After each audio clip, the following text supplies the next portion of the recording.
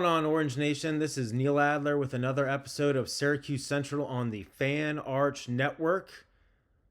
Happy Wednesday, happy hump day. Hope everyone's having a great week so far.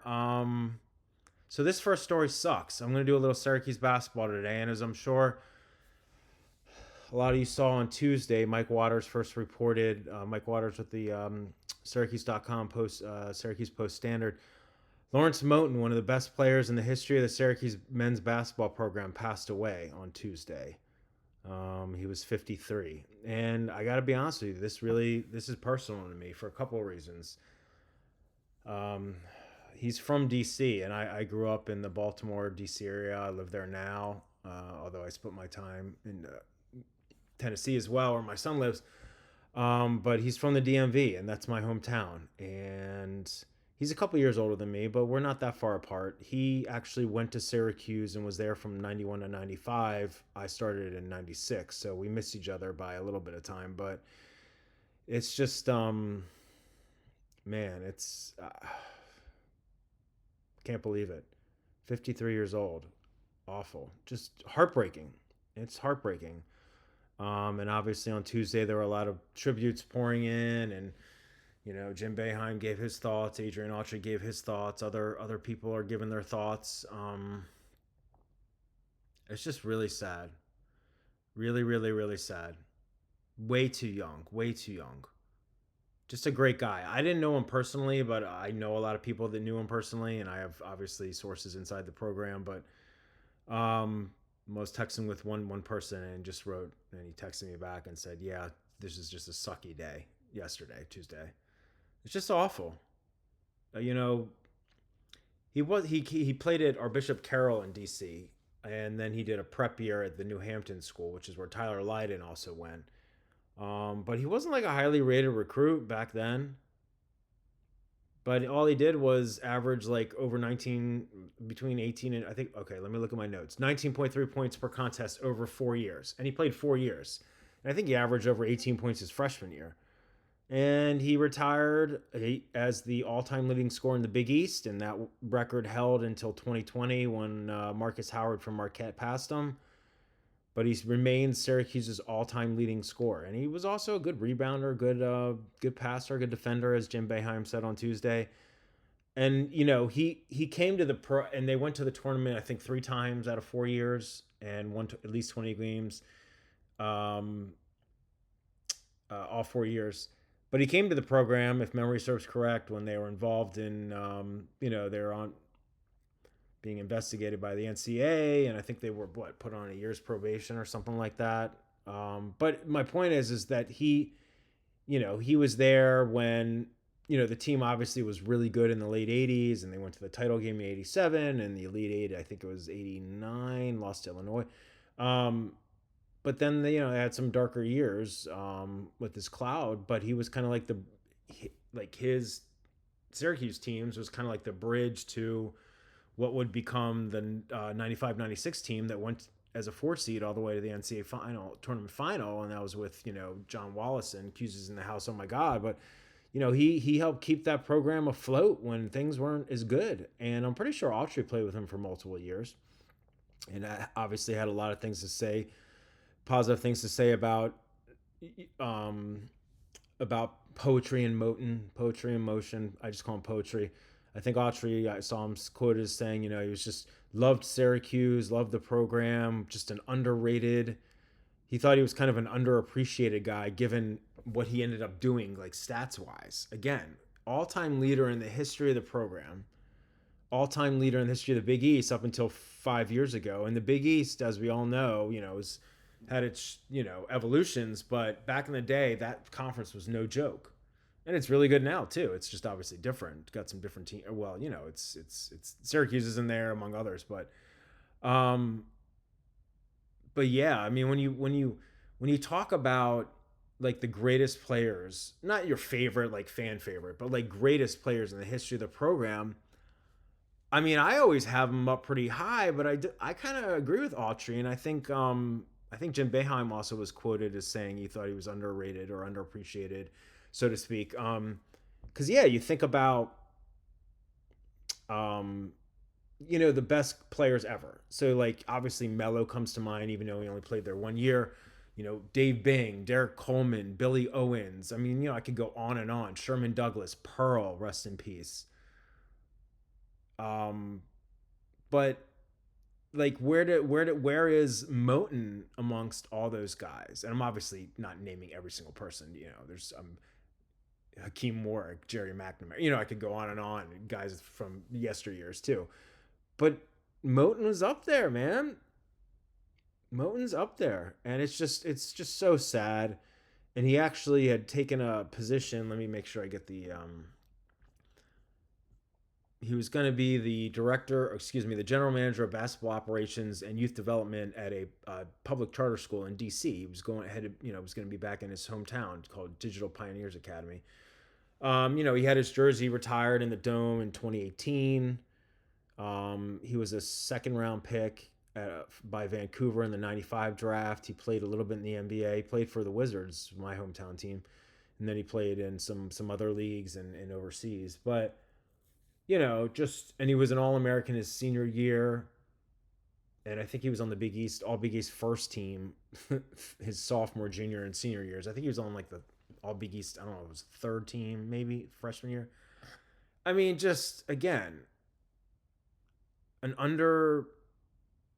by the average fan, probably an underrated, underappreciated, just because maybe like a lack of, crazy fanatics know the drill with Lawrence Moten, but maybe others. But he's just so smooth. That's why he was called poetry and Moten. And it's just it's really sad. It's really sad. And like I said, it hits personal for me because we were, he was a year or two ahead of me, and he's from DC, and I've lived most of my life in DC, and it's just I don't know, I didn't know if he was sick or what, I don't want to speculate about that, but just look, I believe he has two daughters. I just, love to them, love to his family, love to the Syracuse basketball community. That's what I did when I texted one of my sources at the program. I was like, I'm here for you, whatever you need, just offering good vibe. I mean, it's awful. I'm so upset about this, and sorry to be a downer with first segment here on Syracuse Central on Wednesday, but it's just how can I couldn't ignore this story, and it's just really sad, really sad. So love you, poetry. Just I hope you're in a better place, my friend. All right, so how do I talk about anything else after that? I mean, seriously. Oh, before I forget, I did this on social media for some other places too. Drop me if you check out the show today. Drop me a comment about like your favorite memory or game or just something about Lawrence Moten because he's awesome. Okay, so Syracuse basketball, the actual regular season, the 2025-26 season is here we are October 1st, and it's like a month and 2 days away. I believe the first game is Monday the 3rd, November 3rd, against Binghamton, Tony Kornheiser. I'm only saying that because he's a DMV guy. I'm a DMV guy. I grew up on the Washington Post, and I love PTI. So anyway, but there was word came out this week about the annual ACC tip-off where they have all kinds of different stuff, and it's going to be for the men's side. It'll be Tuesday, October 7th, and Wednesday the 8th. And then at the conclusion of that, or sometime thereafter, they come out with the preseason media poll about this forecast for all the teams, and they have like preseason player of the year, rookie of the year, all ACC teams, whatever. So for Syracuse participants, there'll be Donnie Freeman and JJ Starling, which is totally appropriate. Obviously Freeman is a younger guy, but they're the only two guys that came back from last year. So, and I know JJ's been nursing something on his right hand. Hopefully he's back to 100% because this is, we're in crunch time here, practice wise, before the season starts. Where do you think Syracuse again, I know preseason stuff is just something to talk about. It doesn't mean anything. But where do you think Syracuse basketball will be in the preseason the ACC's preseason media poll? Last year they were 11. Obviously didn't have a good year. I feel like it's like on the one hand, I feel like their roster is vastly improved and like they'll be a bit higher. Like 7, 8, 9, 10, like somewhere higher. But on the other hand, a lot of these things have recency bias, and they were terrible last year. They really struggled, and they haven't been very good for a handful of seasons. Um, and they've missed the NCAA tournament the last 4 years. So I don't know. Like in basketball, there's 18, 17 for football with Notre Dame not being in. I mean, I don't necessarily think they'll be in the basement. I don't think they'll be in like the top six. I don't know. I mean, if they're like 12 or 13, okay, whatever. If they're 8 or 9, cool. I mean, it doesn't matter. Again, I'm just curious what you think. Let me know what you think. Do I think any Syracuse guys will be on any of these? I don't think they have preseason all rookie teams, freshman teams. Like if they had one of those, maybe either Sadiq or Kyan could be on it. But they just have rookie of the year, like the rookie of the year. Or at least they did last year. Cooper Flag was runaway. So I don't know. With the Boozer twins at Duke and other guys, I don't know if anyone would get votes for Syracuse. Player of the year, probably not. But like maybe like if so, I think they have a preseason all ACC first and second team.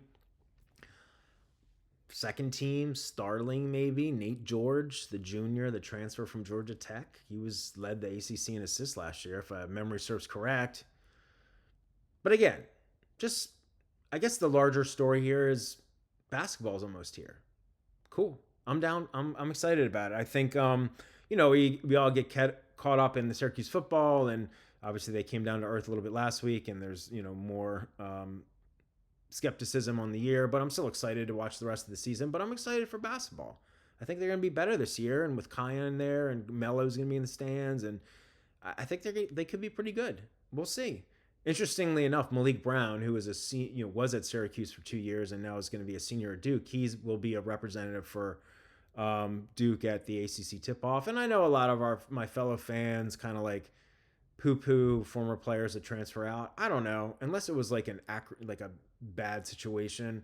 Like I don't wish Malik Brown any harm.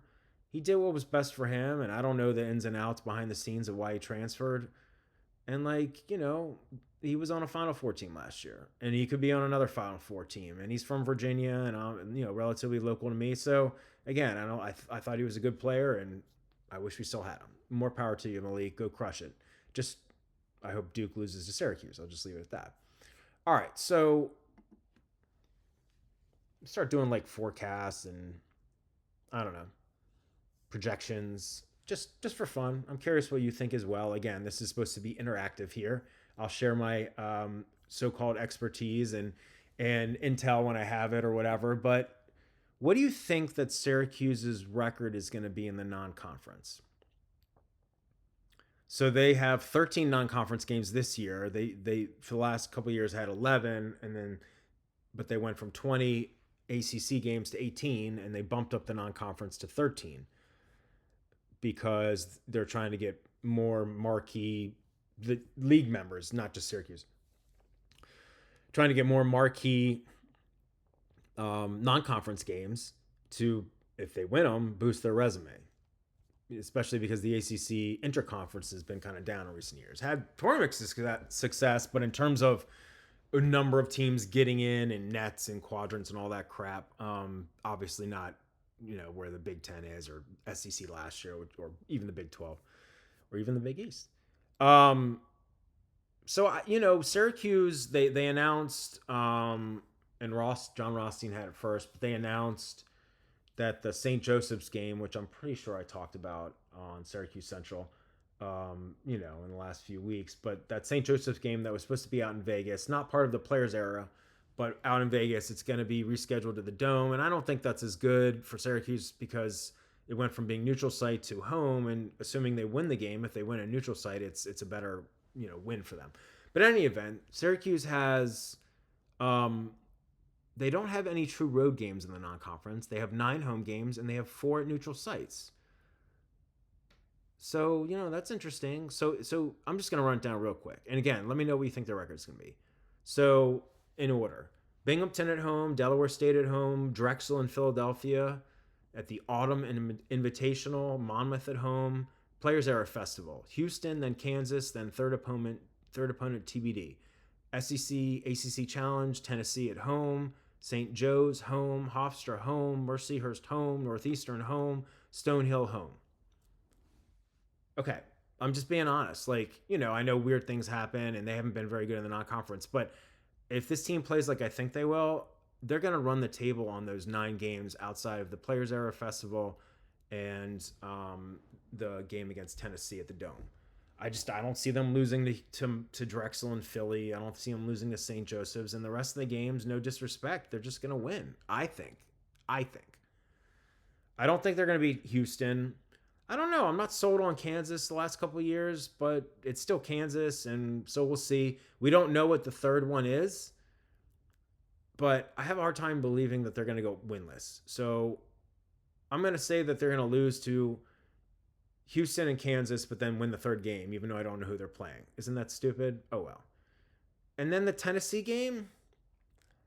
Tennessee's made the last 2 Elite Eights. I don't think they're going to be quite as good this year, but they're still going to be good.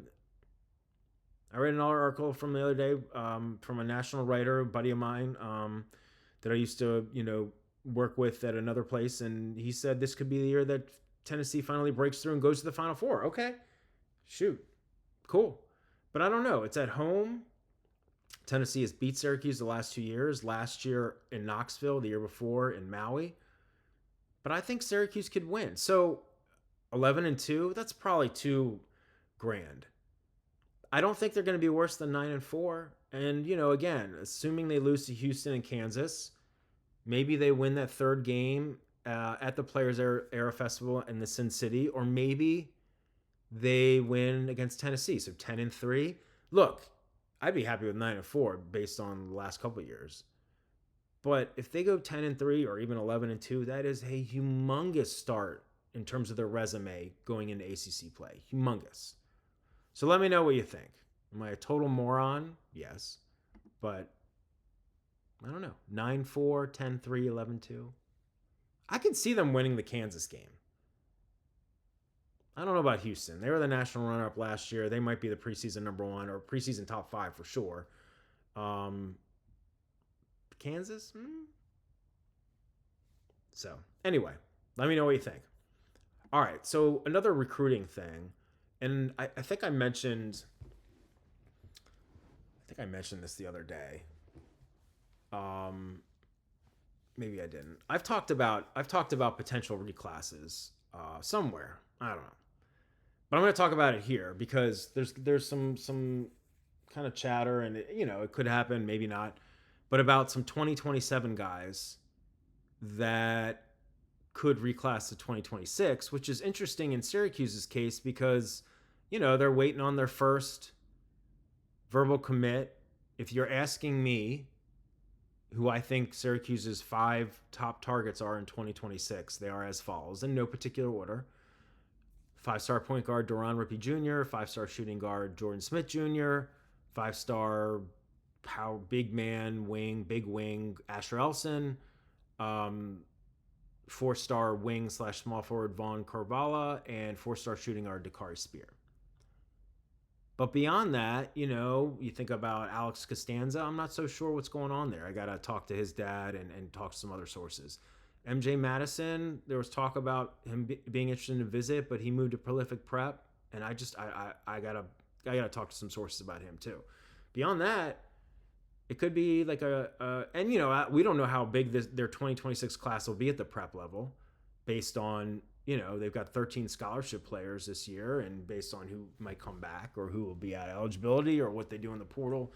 Who transfers in, transfers out. So, I'm not saying they're going to have a 5-member prep class in 2026, but a couple guys to keep in mind that are 2027s who hold Syracuse offers. One is Clyde Walters, who I've been told by a well-placed source that he's interested in potentially reclassing, and Syracuse is interested in potentially trying to get him up on the hill for a visit. So stay tuned for that. He was at the Brewster Academy, but he's from Alabama, but he transferred to Overtime Elite, the professional league in Atlanta, where a couple other guys are playing that are Syracuse targets, including Asher Elson. So, that's interesting. He's a 4-star wing in the small forward in the 2027 class. So another guy in the 2027 class that there's some chatter that he might reclass is Anderson Diaz, who's a 4-star point guard in the 2027 class, and he transferred from the Lawrence Woodmere Academy, which shut down for this year, to Overtime Elite. So there's multiple Syracuse recruits in Overtime Elite. Alan Griffin was the assistant coach, was there for their annual pro day not too long ago. I reported on that. And again, he has a Syracuse offer. They were both Walters and Diaz were offered over the summer. I don't remember exactly when, and it doesn't really matter. It was over the summer. So they're newer, recruits, but obviously Syracuse. So that's interesting, especially if, let's say Syracuse misses on Rippey, which they certainly could. Diaz maybe come in I believe he's top 25 somewhere. He's definitely top 50 in places, but he might be top 25 in 2027. So, and then two other guys. One is King Gibson, a 2027 5-star. Syracuse hasn't offered him, but I'm pretty sure that they reached out to him after the contact period and for the 2027 class opened in June 15th. So I don't think they've offered him, but he's going to be at the Spire Academy this year, which is where Alex Costanza also transferred to. So, and supposedly King might be a reclass, but I don't know how heavy Syracuse is for him. They haven't even offered him, at least as far as I've heard. But then one other guy is Paul Osarui, who is a top 10 national prospect in this class, 5-star power forward center. He was offered by Syracuse last fall. He plays at CI Bella Vista in Phoenix, which is part of the EYBL Scholastic. That's where Von Carvalho is playing this year. And a couple other guys have been offered by Syracuse, but I don't think Syracuse is heavy for right now. Well, Elio Diom committed to West Virginia, and then I don't think they're heavy for Rokeem Green, a guard, 2026 guard, and then Miles Sadler, a 2026 point guard. He's spoken highly of Syracuse, but I don't think there's a lot going on there. I could be wrong. But anyway, Paul is a highly rated, top 10 guy in 2027.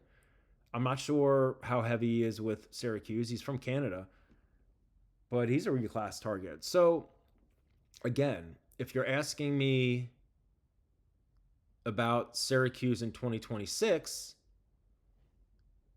Rippey, Smith, Carvalho, Elson, and Spear. Again, TBD on Costanza, Madison. That's probably, and then these reclass guys, Walters, maybe Diaz, maybe Osarui. So I'll talk to sources and try and get more. We're waiting to see when, assumably, Jordan Smith visits Syracuse. I've been told he will a second time.